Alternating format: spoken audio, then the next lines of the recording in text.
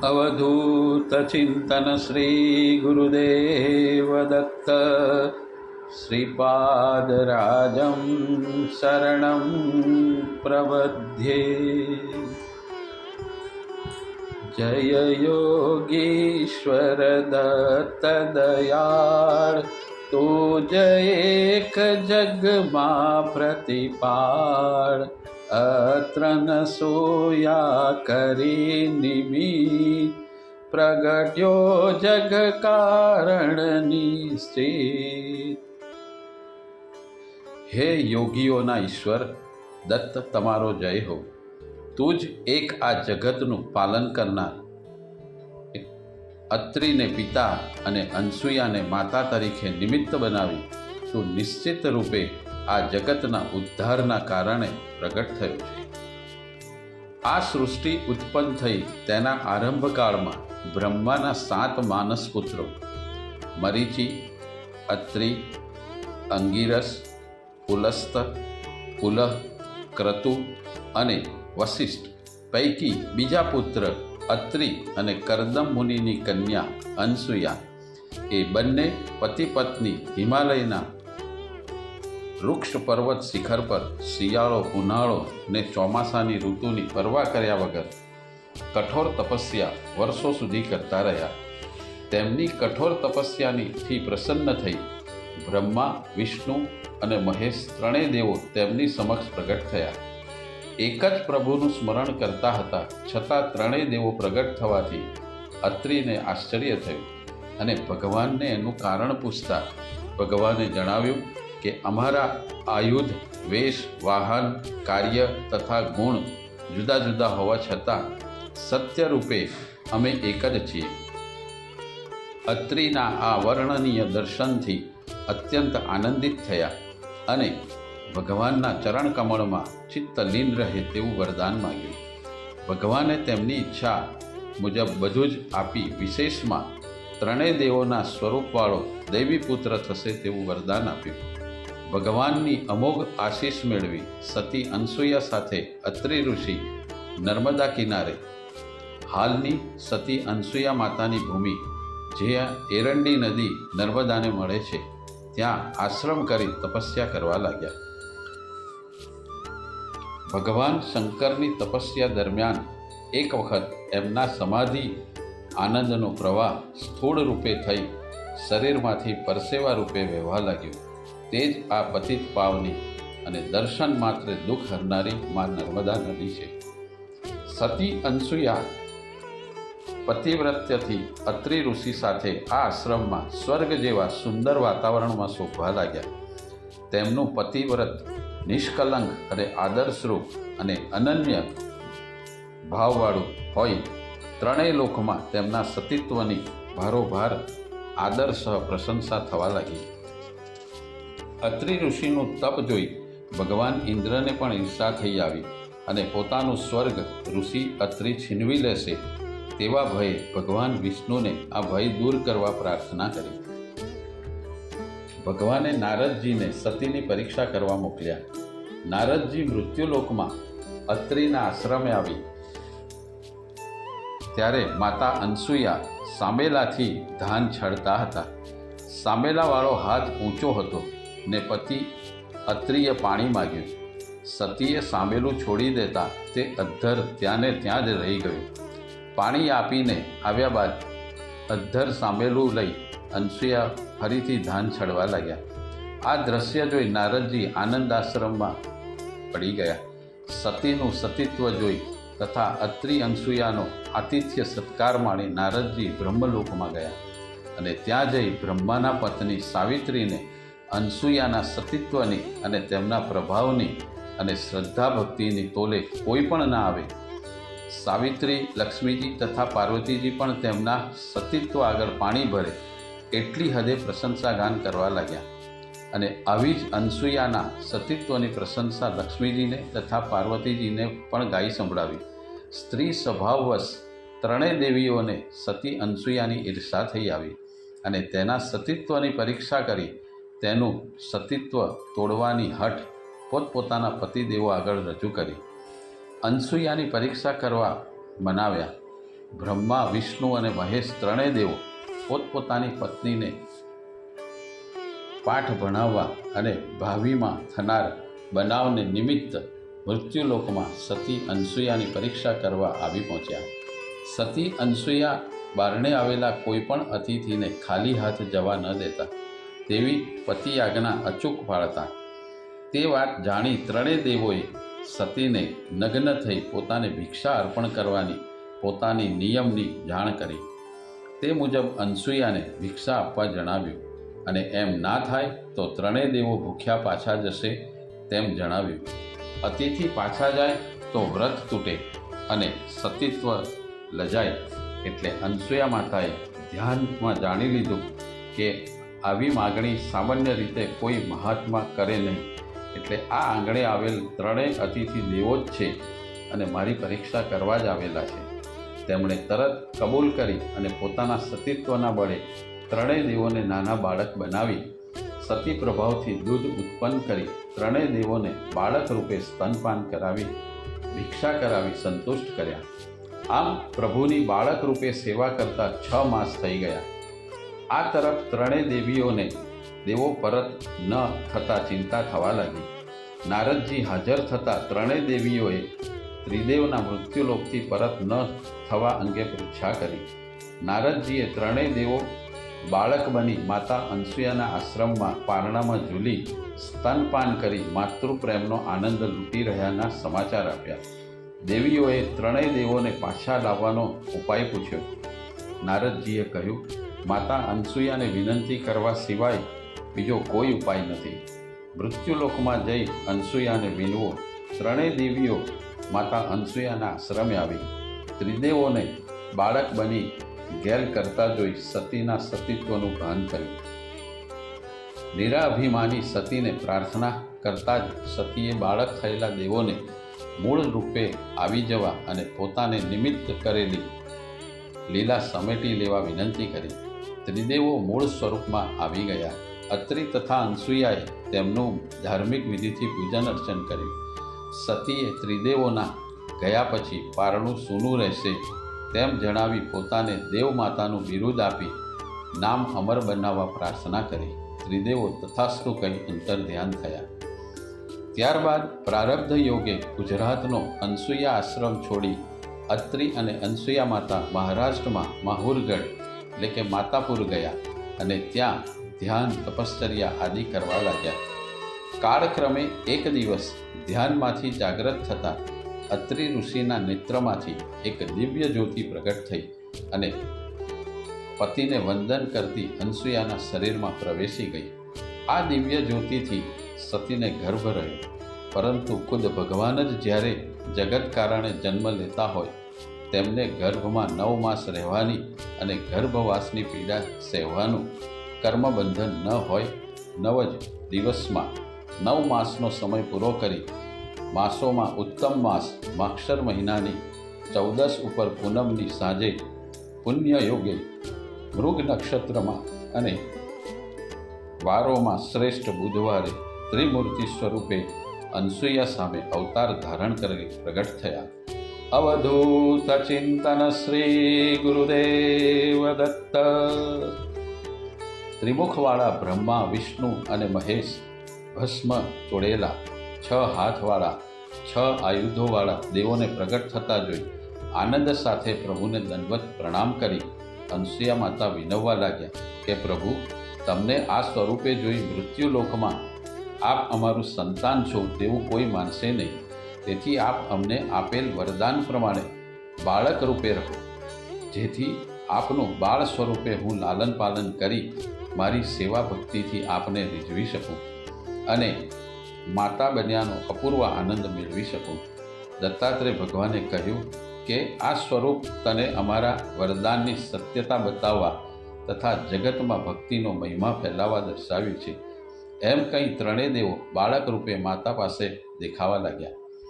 અત્રિ ઋષિએ 3 બાળકોના નામ જેણે પોતાની જાતનું દાન આપ્યું એવા વિષ્ણુનું અંશ એટલે કે દત્ત, અમૃતના ઝરણા સમો બ્રહ્મદેવનો અંશ તે ચંદ્ર અને ક્રોધની મૂર્તિરૂપ શંકર ભગવાનનો અંશ તે દુર્વાસા એમ નામ પાડ્યા. થોડા સમય પછી ઋષિની આજ્ઞા લઈ ચંદ્ર આકાશમાં જઈ વસ્યા અને દુર્વાસા માતા પિતાને વંદન કરી લોક કલ્યાણાર્થે જગતમાં વિચરવા નીકળી પડ્યા. 2 પુત્રોના ચાલી જવાથી માતા અનસૂયાને શોક થયો. દત્ત ભગવાને માતાને ત્રિરૂપે દર્શન આપી બ્રહ્મા, વિષ્ણુ અને મહેશ હું જ છું એમ સમાધાન કરાવ્યું અને આખું વિશ્વ મારામાં છે અને હું વિશ્વમાં વ્યાપેલો છું એમ કહી વિશ્વરૂપ દર્શન કરાવી માતા અનસૂયાને ધન્ય કરી ફરી બાળરૂપે લીલાઓ કરતા માહુરગઢમાં ભવિષ્યમાં થનારી લીલા માટે સમય વ્યતીત કરવા લાગ્યા. બ્રહ્મા હરિહરનો અવતાર, શરણાંગતનો તારણહાર, અંતર્યામી સતચિત સુખ, બહાર સદગુરુ દ્વિભુજ સુમુખ. આ બ્રહ્મા, હરિ અને વિષ્ણુ અને હર એટલે મહેશનો અવતાર શરણે આવેલાનો તારણહાર છે. તે શરીરની અંદર અંતર્યામી સતચિત સુખ, સત એટલે ભૂત, ભવિષ્ય અને વર્તમાન એ ત્રણેય કાળમાં જેનું અસ્તિત્વ છે તે ત્રિકાળાબ્ધિ તત્વ આ 3 વિશેષ પદો નિર્ગુણ બ્રહ્મના વાચક છે. ચિત્ત અથવા ચિદ એટલે ચૈતન્ય અને સુખ એટલે આનંદ એટલે સચ્ચિદાનંદ સ્વરૂપ છે અને શરીરની બહાર 2 હાથ અને સુંદર મુખવાળા સદગુરુ રૂપ છે. જોડી અન્નપૂર્ણા કરમાય, શાંતિ કમંડલ કર સોહાય, ક્યાય ચતુર્ભુજ ષડભુજ સાર, અનંત બાહો તો નિર્ધાર. આ દત્ત ભગવાનના હાથમાં અન્નપૂર્ણા જે બધી ઈચ્છા પૂરી પાડે તેવી જોડી અને શાંતિના પ્રતીક સમૂહ કમંડલ શોભે છે. ક્યારેક 4 હાથવાળા, ક્યારેક 6 હાથવાળા, પણ તમે ચોક્કસ 1000 હાથવાળા પ્રભુ છો.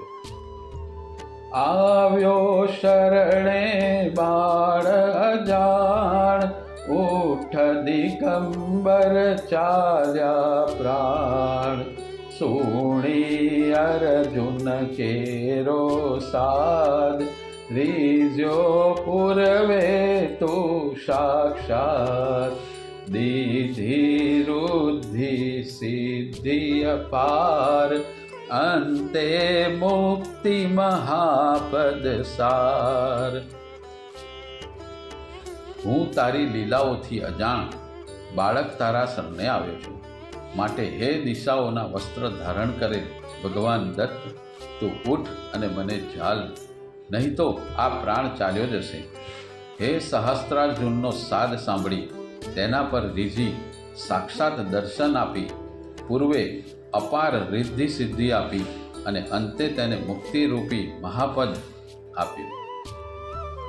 સતયુગમાં હૈહવ કુળમાં ચંદ્રવંશી રાજા કૃતવીર્ય અને રાણી શીલધરા થઈ ગયા.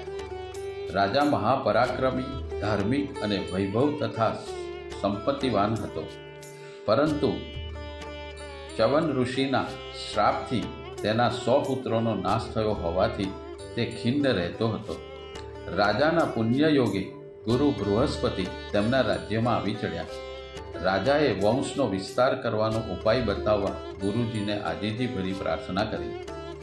ગુરુ બૃહસ્પતિએ રવિ સપ્તમી નામક મહાવ્રત રવિવારે 7મ આવતી હોય તે દિવસે કરવાની વિધિ બતાવી અને ભગવાન સૂર્યનારાયણના પ્રસાદથી અવશ્ય પુત્ર પ્રાપ્તિ થશે એમ આશીષ આપી વિદાય થયા.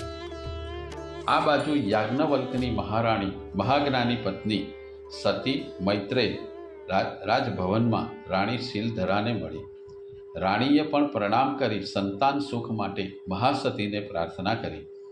મૈત્રેયીએ રાણીને અનંત વ્રત જે માગસર સુદ પૂનમથી શરૂ કરી દર પૂનમે અનંત ભગવાનનું પૂજન કરી સાંજે 1 વખત દૂધ ભાત જમીને 1 વર્ષ સુધી કરી શાસ્ત્ર વિધિથી ઉજવવાનું હોય છે. આ વ્રત કરવાથી બધા પાપો નાશ થઈ ચક્રવર્તી પુત્રની પ્રાપ્તિ થશે તેમ જણાવ્યું અને આશીર્વાદ આપી આશ્રમ પાછા ફર્યા. રાજા રાણીએ પોતપોતાના વ્રત આરંભ કર્યા. વ્રતના પ્રભાવથી સ્વપ્નમાં દત્ત ભગવાને આવી મહાપરાક્રમી અજય ને યોગી પુત્ર થશે એવા વચન આપી તે અદૃશ્ય થયા. વખત જતાં રાણીને વ્રત ફળના પ્રાપ્ત રૂપે પુત્ર પ્રાપ્ત થયો. રાજાએ 16મે દિવસે તેનું નામ અર્જુન પાડ્યું. કાળક્રમે અર્જુન જનોય ધારણ કરી બધી વિદ્યાઓનો અભ્યાસ કરી મોટો થયો. પિતાના મૃત્યુ પછી નગરજનોએ અર્જુનને રાજ્યની લગામ હાથમાં લેવા વિનંતી કરી. અર્જુને પ્રજા પાસેથી કર લઈને રાજ કરવાનું, રાજ્યમાં જે કોઈ ગુનો બને તેના ચોથા ભાગના અધિકારી થવાનું અને રાજ્યનું રક્ષણ કોઈ કારણસર ન કરી શકવાથી નરકે જવાય તેવું શાસ્ત્ર વચન છે એમ બતાવી રાજ્યાસન પર બેસવાની અનિચ્છા પ્રદર્શિત કરી. આ સાંભળી રાજગુરુ ગર્ગાચાર્યએ અર્જુનને યોગાભ્યાસથી રાજ્ય ચલાવવા માટેના જરૂરી યોગાભ્યાસ માટે ભગવાન દત્તના શરણે જવાનું સૂચન કર્યું. યોગાભ્યાસના બળે તું એકલો જ આખા રાજ્યમાં નજર રાખી શકીશ, તે બધા કામ કરી શકીશ, એટલે તને સુરાજ્ય કરવાનું સુગમ થઈ પડશે. આ સાંભળી અર્જુન ગર્ગ મુનિને વંદન કરીને સહ્યાદ્રી પર્વત પર આવેલ દત્ત ભગવાનના આશ્રમ તરફ ચાલી નીકળે. અદ્વિતીય અનુપમ પ્રકૃતિ સૌંદર્ય અને વેદ ધ્વનિથી દિશાઓનું ગુંજન કરતું સુંદર પશુ પંખીઓથી શોભતું દિવ્ય વાતાવરણવાળું સ્થળ આવતા જ ભગવાન દત્તાત્રેયનો આશ્રમ આ જ હોવો જોઈએ એવું અનુમાન કરી અર્જુન આશ્રમ પાસે આવ્યો અને ત્યાં કરોડો કામદેવોને શરમાવે તેવું રૂપ, સૂર્ય ચંદ્રને શરમાવે તેવી આંખો, અગ્નિની જ્વાળા જેવી પીળી ચટી જટાધાર, દિગંબર ભસ્મથી શોભતું ભગવાનનું મૂર્ત સ્વરૂપ જોયું. અર્જુનની પરીક્ષા કરવા ભગવાને ક્રોધથી તેને ગમે તેમ કહેવા લાગ્યું. જોરથી લાત મારી દૂર જવા કહ્યું. અર્જુન આ બનાવટી લીલાથી છેતરાયો નહીં. તે ત્યાં જ બેસી રહ્યો અને તેમના ગુણગાન ગાવા લાગ્યો. ભગવાને ઘણી લીલાઓ કરી, પણ અર્જુન અડગ શ્રદ્ધા સાથે ત્યાં બેસી રહ્યો. તેની આ અડગ શ્રદ્ધા જોઈ મહાવદ આઠમે ભગવાને પ્રસન્ન થઈ અખૂટ સમૃદ્ધિ, ન્યાય નીતિથી રાજ્ય કરવાની કળા, ધર્મ અર્થ કામની ઉત્તમ સાધના, પારકાનું મન જાણવાની કળા, સર્વ દિશામાં કીર્તિ થાય તેવી કામના અને અર્જુનનું સ્મરણ કરતાં ખોવાયેલી વસ્તુ મળી પાછી મળે તેવી સિદ્ધિ, આકાશ પાતાળમાં ગમન કરવાની સિદ્ધિ, 8 સિદ્ધિઓ, શત્રુ પર વિજય, ઈચ્છા થાય ત્યારે 1000 હાથ ધારણ કરવાની સિદ્ધિ, ચક્રવર્તી થવાની સિદ્ધિ,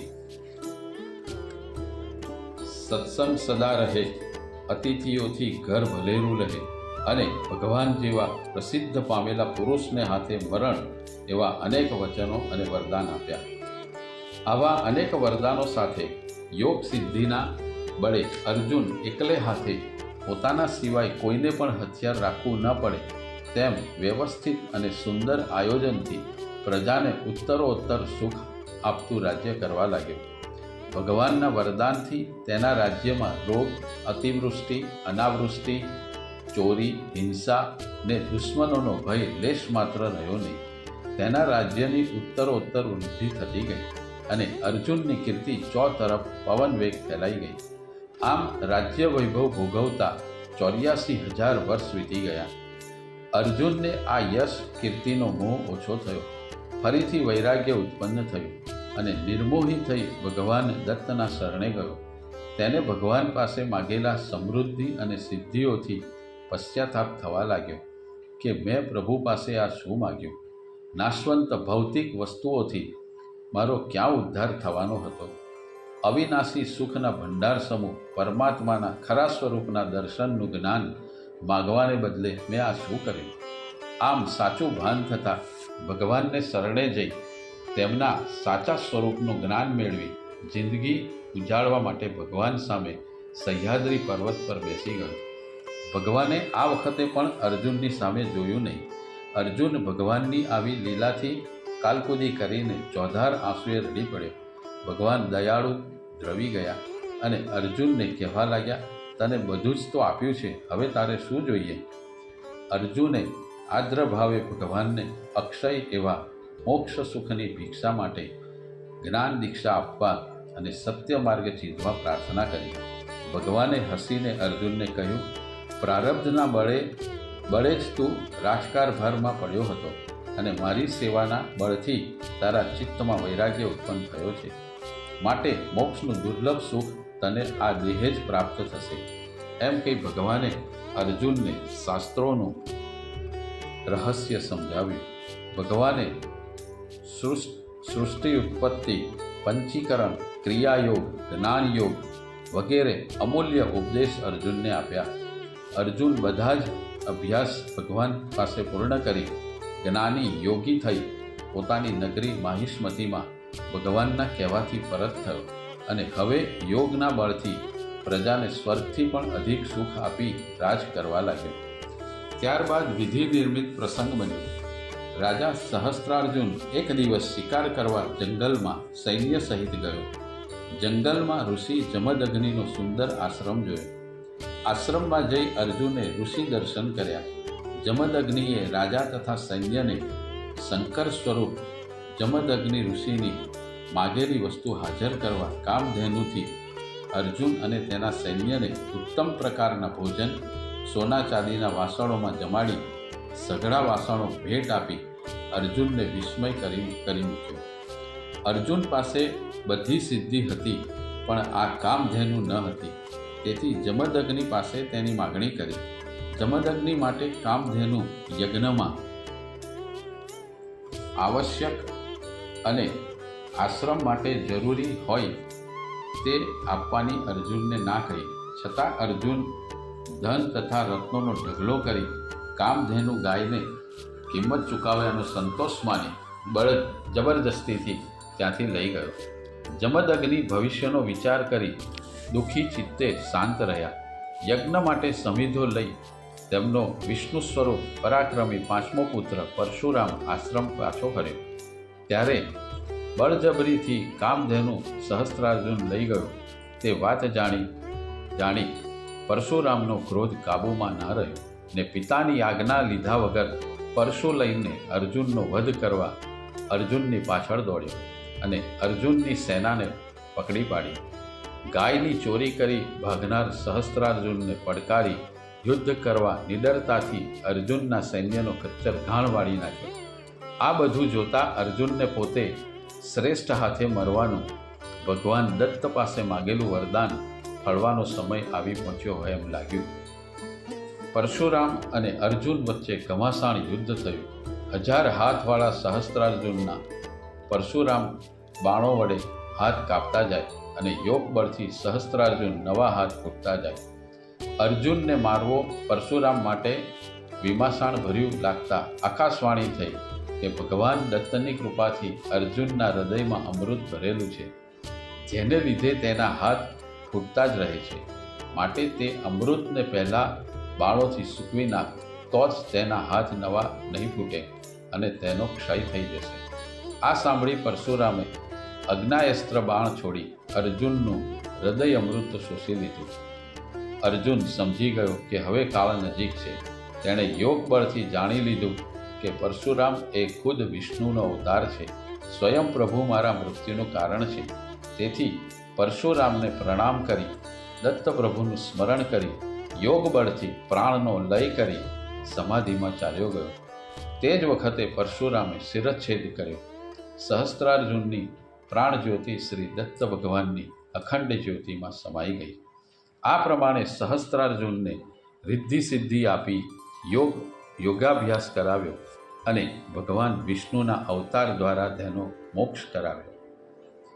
અવધૂત ચિંતન શ્રી ગુરુદેવ દત્ત શ્રીપાદરાજમ શરણં પ્રપદ્યે.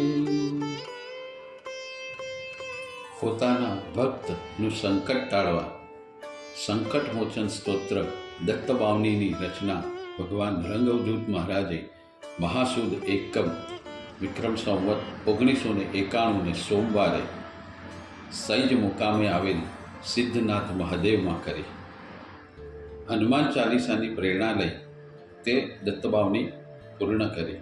સ્તોત્ર લખાઈ ગયા પછી લીટીઓ ગણતા 52 થઈ. લખવી હતી 40 ને આ તો 52 લખાઈ ગઈ. દત્ત ચાલીસા નામ રખાય તે હેતુથી ભગવાન રંગ અવધૂતે કેટલીક પંક્તિ ઘટાડી નાખવા વિચાર કર્યો.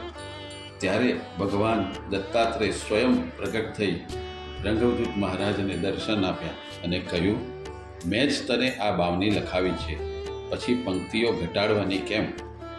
ગુરુચરિત્રમાં અધ્યાય 52 છે. એક વર્ષમાં ગુરુવાર પણ 52 આવે છે. માતાના શક્તિપીઠો પણ 52 છે. સ્વર વ્યંજનો પણ 52 જ છે. માટે 52 પંક્તિનું આ સ્તોત્ર પાવન જ છે. આમ સંકટ મોચન દત્તબાવની એ ઉત્પત્તિથી જ એના કામણ શરૂ કરી દીધા. આજે આખા વિશ્વમાં આ રંગઅવધૂત વિરચિત શ્રી દત્તબાવની લાખો કરોડો દુખિયા શ્રદ્ધાળુ ભક્તજનોનો પ્રાણ બની ગઈ છે. કેટલી ભાષાઓમાં તેનું મુદ્રણ થઈ ગયું છે અને દત્તબાવની આ કળિયુગમાં એટમ બોમ્બ જેવી અસરકારક સાબિત થઈ રહી છે. આજે પણ અને ભવિષ્યમાં પણ શ્રદ્ધાથી 52 ગુરુવાર સુધી 52 પાઠ જે 52 વાર જે એનો પાઠ કરશે એના દુઃખ દારિદ્ર દૂર થશે. તેને યમરાજ બીવડાવી શકશે નહીં. અને જેને આધ્યાત્મિક માર્ગે ગતિ કરવી છે તેને અંતરાય વગર એ માર્ગે ગતિ આ દત્તબાવની કરાવશે. વળી દત્તબાવનીની આગળ અને પાછળ દત્તનામ સંકીર્તનના પાઠ ઉત્તમ ફળદાયી નીવડશે. એ શ્રી રંગઅવધૂત મહારાજના વચનો છે. તો આવો હવે આપણે દત્તબાવનીની લીલા કથાઓ અને દત્તબાવની કથાસાર પુસ્તકના આધારે આ મહાન મહાકાવ્ય સિદ્ધ મંત્ર શ્રી દત્તબાવનીની એક એક પંક્તિને સમજવાનો પ્રયત્ન કરીએ અને આપણું જીવન સાર્થક કરીએ. અવધૂત ચિંતન શ્રી ગુરુદેવ દત્ત શ્રીપાદરાજમ શરણં પ્રપદ્યે.